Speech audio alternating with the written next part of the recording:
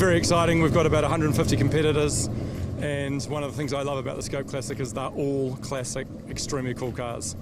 It was the BP Alpha, and then it was PDL Classic, which was my grandfather's company, which was run by my uncle Mark.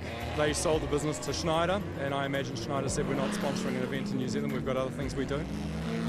And I've always teased my father and said that at the drivers' dinner on the Saturday night, they said, well, you know, PDL is leaving us, we've got no one to sponsor us, woe is me, and Dad stood up and said, oh, I'll do it, and sat down and looked at his brother and said, how much is that going to cost me? And the next day when he informed me that this is what we were doing, I said, well, I better take over from here, Dad. It was about 22 years ago. I think I was 31. It was the year I started, the first year of the SKOPE Classic is the year I started racing.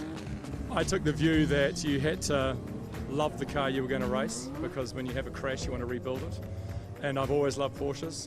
I think they're amazing cars, they're complicated, they're difficult. Old Porsches are difficult to drive because of their desire to go sideways and snap ends. And a friend of mine found this car for me, and it's a replica of in 1974 there was a race called the International Race of Champions, or IROC, where they had 13 identical Porsches that were all based on a 911 RSR, and it was a North American race, and this is a replica of that. My sole goal for weekends like this is to put my car on the trailer straight.